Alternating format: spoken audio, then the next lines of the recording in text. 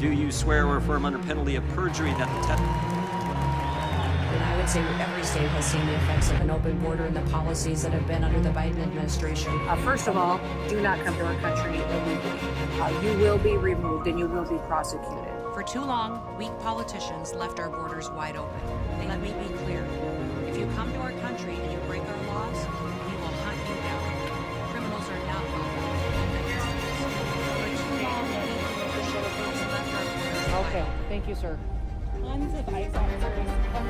La salida de Kristi Noem del Departamento de Seguridad Nacional de los Estados Unidos no es solo un cambio en el gabinete, es un síntoma de una política migratoria que se volvió insostenible incluso para quienes la diseñaron. Noem llegó en 2015 en el cargo como una de las figuras más duras del segundo gobierno de Donald Trump. Desde el inicio encabezó una estrategia de confrontación, redadas masivas, expansión de operativos del ICE y cancelación de protecciones migratorias para cientos de miles de personas de América Latina. Su gestión convirtió al Departamento de Seguridad Nacional en el principal instrumento de la ofensiva en contra de la migración. Pero esa política también dejó un saldo político y humano. Durante su gestión crecieron las protestas, las demandas judiciales y las críticas al uso de la fuerza en operativos migratorios. El episodio más simbólico, sin duda, ocurrió tras un operativo federal en Minneapolis, que terminó con la muerte de 2 ciudadanos estadounidenses, un hecho que intensificó el escrutinio sobre el Departamento de Seguridad Nacional y sobre la propia secretaria. Al mismo tiempo, el gobierno impulsó una expansión presupuestal sin precedentes para el aparato de control migratorio. Legislaciones aprobadas en el Congreso inyectaron millones de dólares al sistema de deportaciones y detención migratoria, triplicando el presupuesto del ICE y convirtiéndolo en el organismo de aplicación de la ley con mayor financiamiento del gobierno federal. Ese crecimiento transformó al Departamento de Seguridad Nacional en una especie de supersecretaría de seguridad interna. Mientras el presupuesto y las capacidades de Homeland Security crecían, otras agencias federales tradicionales como el FBI o la DEA veían cómo eran cada vez más marginadas con los recursos y redirigidos para apoyar operativos migratorios. Yo soy Emerson Segura y esto es TV Migrante Informa.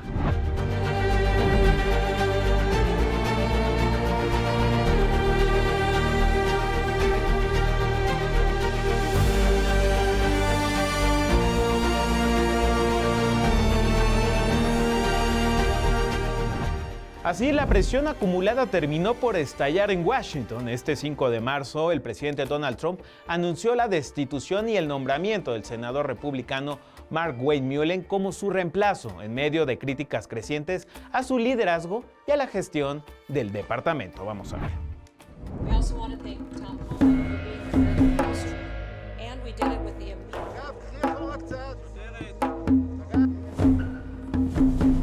An open border and the policies that have... Wow, thank you for coming. Kristi Noem ha sido destituida de su cargo como secretaria de Seguridad Nacional tras un liderazgo pautado por un manejo cuestionable sobre su ofensiva migratoria, un cambio que confirmó el presidente Donald Trump desde su cuenta de Truth Social. Trump detalló que la salida de Noem se hará efectiva el próximo 31 de marzo, fecha tras la que asumirá un nuevo cargo como enviada especial para el Escudo de las Américas, un proyecto calificado como una iniciativa de seguridad del hemisferio occidental. El magnate celebró la reducción de cruces migratorios en la gestión de Noem y aprovechó el momento para presentar al legislador republicano por Oklahoma, Mark Wade Mullen, como su nuevo titular de Seguridad Nacional. Mullen no es un legislador convencional, es el único senador nativo de la nación Cherokee, ex luchador profesional invicto de artes marciales mixtas, empresario y miembro del movimiento MAGA. Inició su carrera política en 2016 como miembro del Congreso estadounidense por el segundo distrito del Congreso de Oklahoma y no fue hasta 2023 cuando asumió funciones en el Senado estadounidense. A mediados de 2025, la polémica envolvió la vida del republicano cuando afirmó ante la periodista Kristen Welker de NBC que los bebés nacidos en los Estados Unidos de padres migrantes irregulares deberían ser deportados junto a ellos. Are you saying those babies should be deported with their parents? they should go where their parents are. Why wouldn't you send a child with their parents? I mean, why would you want to separate them?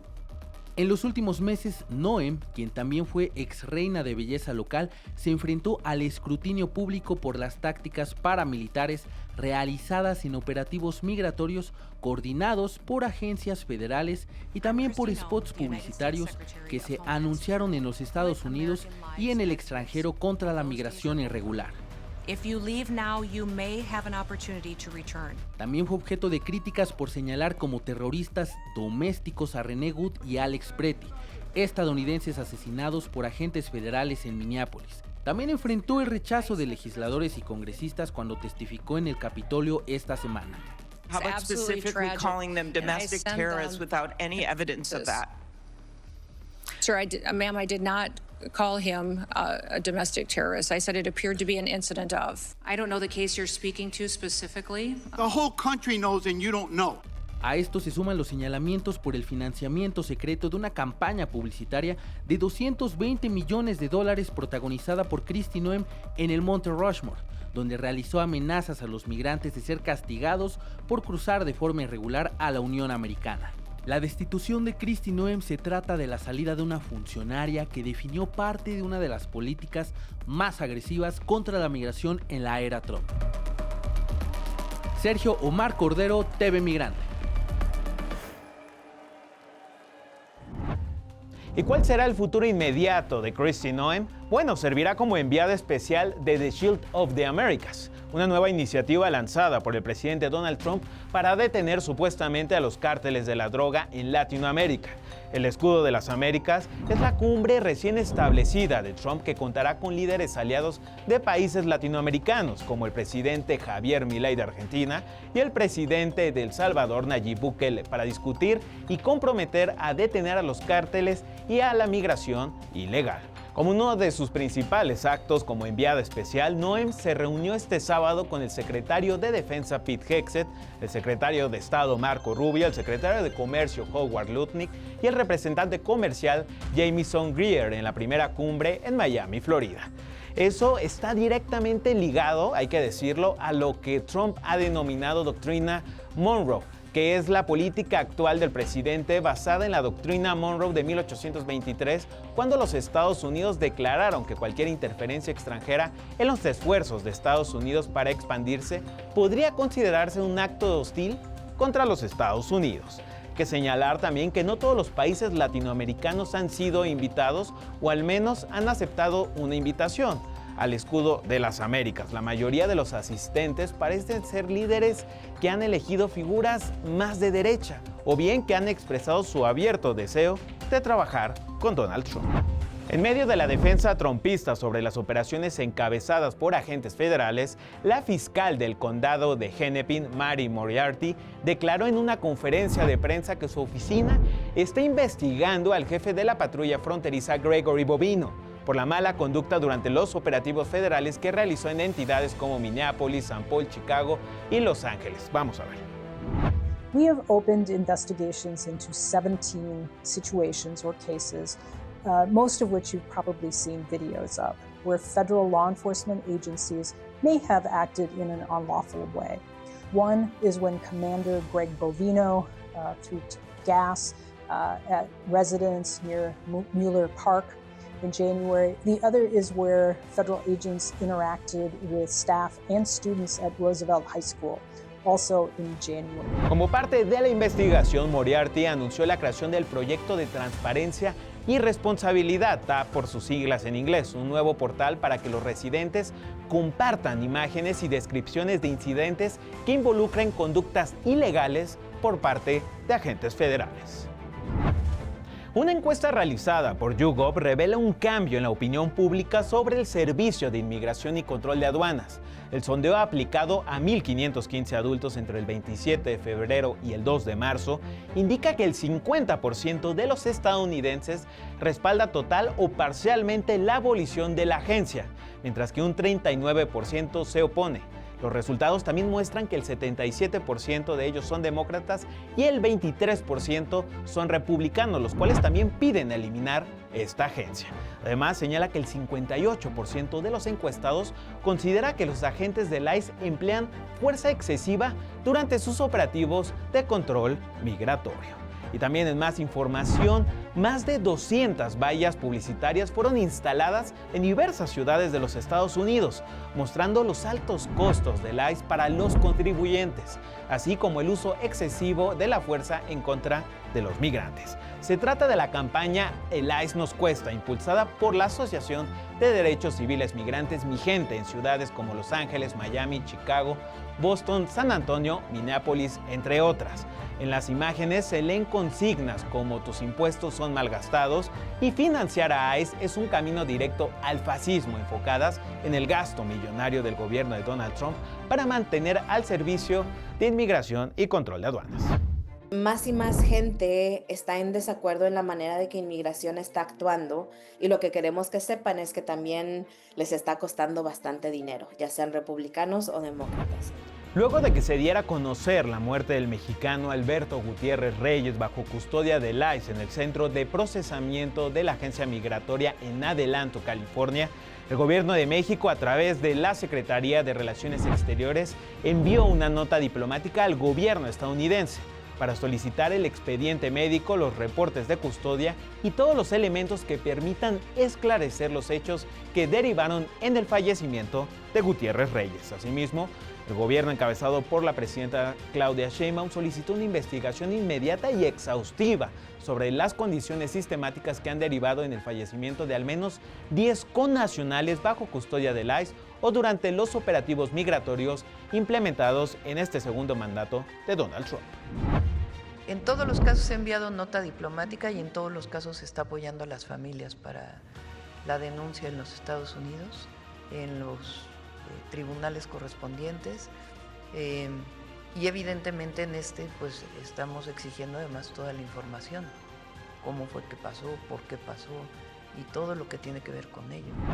Las mujeres migrantes son el rostro de la resiliencia, son quienes al salir de sus lugares de origen se transforman en el principal sostén de sus hogares mientras viven a veces violencias sistemáticas marcadas por el género. En el marco del Día Internacional de la Mujer, es urgente visibilizar su rol y las barreras que las mantienen en la vulnerabilidad, reconociendo que su lucha es clave en la agenda global.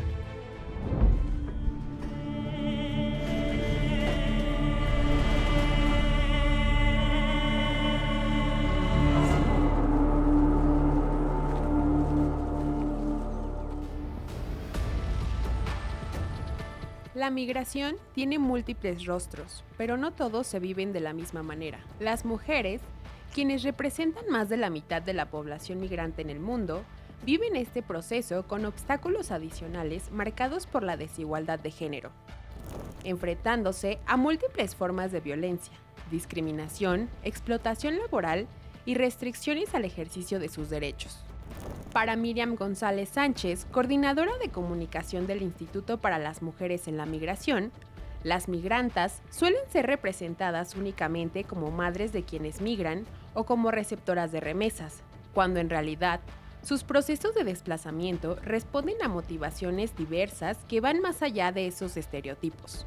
La violencia de género es transversal a toda la experiencia migratoria de la mujer, es decir, la violencia de género escapan de ella, de los países de origen, en el tránsito, la viven cuando llegan a los países de destino y desafortunadamente también cuando regresan a sus países después del retorno. Entre enero de 2019 y agosto de 2024, las mujeres representaron el 31% de la población migrante en situación irregular en México. De acuerdo con un informe del IMUMI, visibilizarlas requiere reconocerlas como trabajadoras, cuidadoras, líderes comunitarias y tejedoras de redes de apoyo que contribuyen a la integración y el bienestar de sus comunidades. En México, 3 de cada 10 eventos de detención migratoria son de mujeres, mientras 4 de cada 10 solicitudes de asilo son presentadas por ellas. Cifras que muestran que las dificultades no terminan al llegar al país de destino. Por el contrario, su estancia se complejiza al enfrentar un acceso limitado a servicios y derechos. Tener un documento migratorio que de por sí ya es complicado obtenerlo, no les resuelve muchos de los retos que se enfrentan diario, desde poder encontrar una vivienda y que se las puedan rentar, desde poder abrir una cuenta de banco, porque los bancos no reconocen los documentos migratorios, desde que puedan inscribir a sus hijas e hijos a la escuela o que puedan tener continuidad escolar, que los puedan registrar a hijas e hijos que tienen nacidos aquí en México, que puedan acceder a la justicia, que puedan denunciar. Ante este panorama, diversas organizaciones civiles, como el Instituto para las Mujeres en la Migración, han subrayado la urgencia de diseñar e implementar políticas de atención, protección y regularización migratoria que incorporen de manera transversal la perspectiva de género. La realidad de las mujeres migrantes en México exige algo más que cifras y diagnósticos. Demanda acciones concretas, políticas con perspectiva de género y un compromiso sostenido con la defensa de sus derechos. Reconocer sus historias, sus aportes y los desafíos que enfrentan es fundamental para comprender la dimensión real de la migración y avanzar hacia respuestas más justas, sensibles y acordes con su realidad. María Domínguez, TV Migrante Informa. Y sobre este tema, escuchemos a Fernanda de Vasconcelos, directora de la organización feminista Las Banders, quienes nos comparten un poco del origen de esta organización, los retos a los que se enfrentan las mujeres y diversas barreras desde los lugares de origen. Vamos a ver.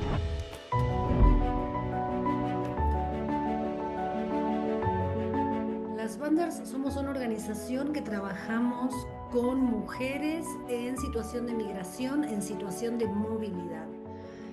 Lo que nos mueve, lo que nos movió en ese principio de la historia hace 10 años era la respuesta a la urgencia, a las violencias, a la situación territorial de las caravanas migrantes. Entonces, a día de hoy, con 10 años de historia, podría haber dos momentos, uno más informal de organizarse en la urgencia y otro más de parar un poco a preguntarse, bueno, queremos seguir por aquí, nos constituimos legalmente y todo un marco institucional que se abre cuando se es defensora de derechos humanos, que se puede hacer, digamos, desde el activismo del territorio, que lo puede hacer cualquier persona mientras va a su trabajo tomando posicionamiento ante una violencia o desigualdad muy marcada, hasta organismos súper institucionalizados, con sus mecanismos internos. Entonces hay una enorme vara de acompañar y trabajar para los derechos humanos y en situaciones de crisis.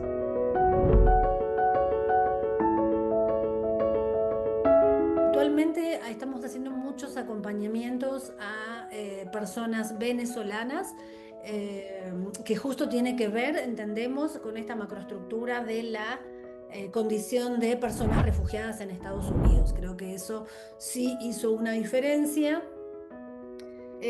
También personas de Haití, personas de África, que también es una migración relativamente nueva en nuestra historia de Banders.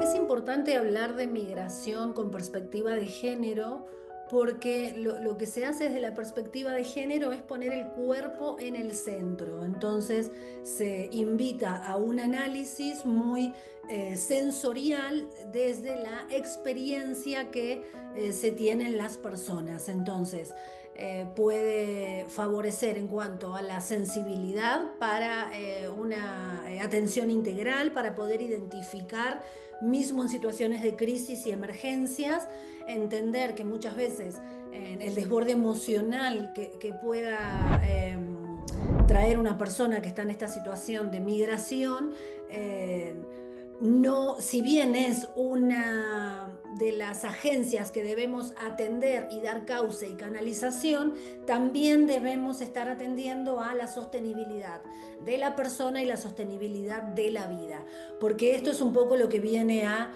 mostrar la perspectiva de género, es decir, la sostenibilidad del mundo en algún momento se dividió entre lo que es reconocido económicamente y simbólicamente, y lo que es un mandato que debemos cumplir por amor y porque desarrollamos cierta sensibilidad y cierta empatía. Entonces no nos queda de otra que dedicarnos a estar resolviendo todas las situaciones de vulneraciones que hay, porque para eso nacimos las mujeres. Entonces, poner esta perspectiva de cuidado, hay cuestiones estructurales que atraviesan a todos los géneros. Hay cuestiones estructurales que son diversas para un género, pensando en un polo binomio masculino y un género femenino, y luego es cuidado. Los géneros muchas veces son leídos desde el paradigma biológico, y hoy por hoy las personas trans, las personas no binarias, las personas intersexuales vienen a cuestionar ese binarismo y cómo eso también se ve expresado en dinámicas de control del cuerpo.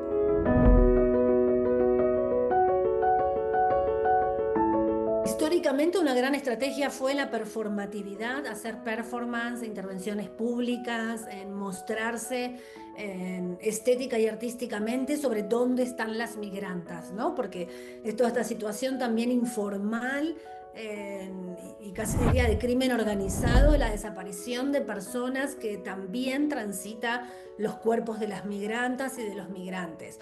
Hay muchas personas desaparecidas y que cuesta muchísimo más poder hacer las búsquedas porque no pueden entrar al territorio, porque se perdió el rastro en demasiado alcance de kilometraje, por un montón de cuestiones.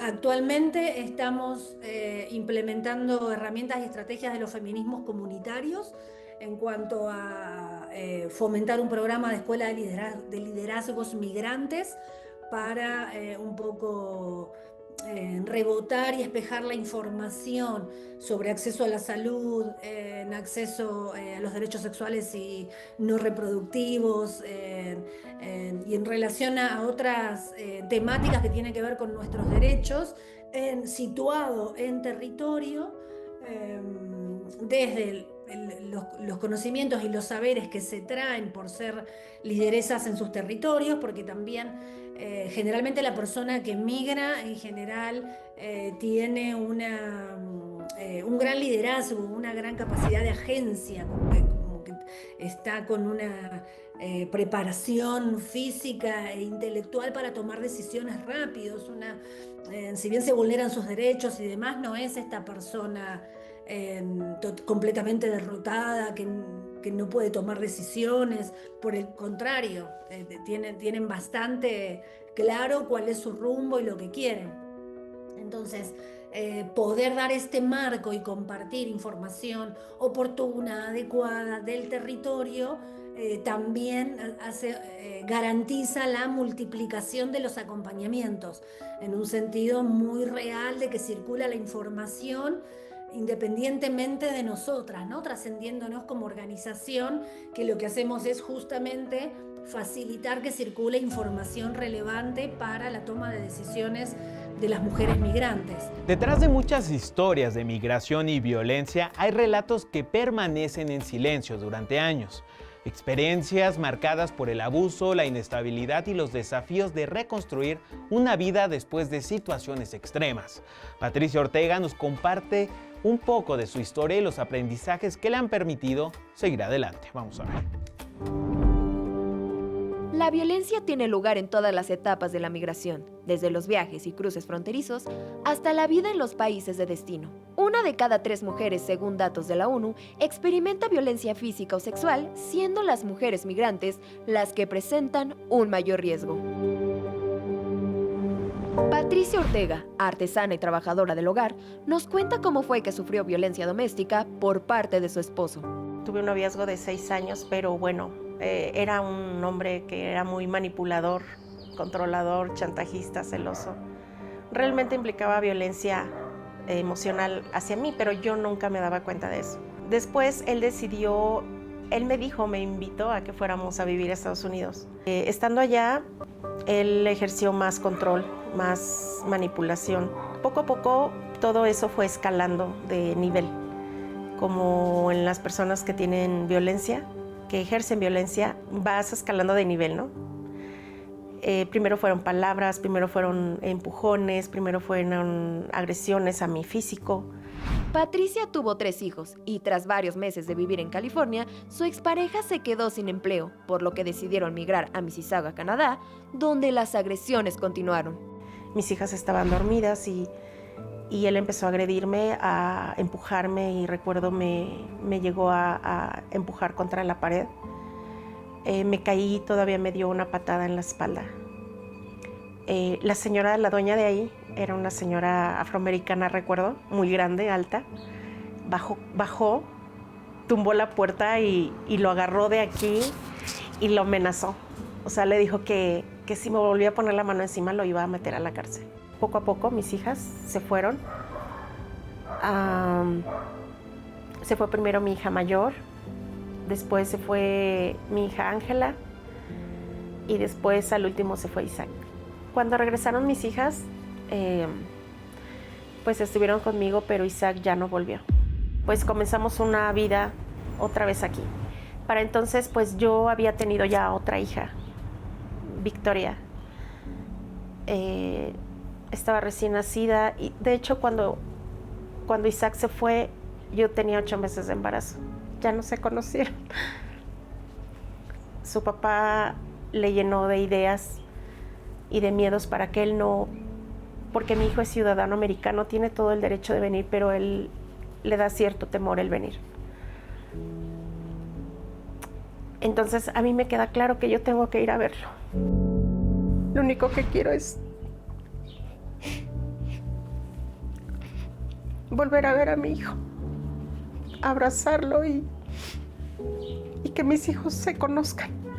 Y así, Patricia continúa luchando, ejemplificando la resiliencia de la mujer migrante. Hazel Ruiz, TV Migrante. Muchas gracias por acompañarnos en este programa de TV Migrante Informa. Yo soy Emerson Segura y no se pierdan todo nuestro contenido en nuestras redes sociales en @TV Migrante, en Canal 14, en Altavoz Radio, en MX Plus, la plataforma digital de los medios públicos y desde luego en TV Migrante. Hasta la próxima.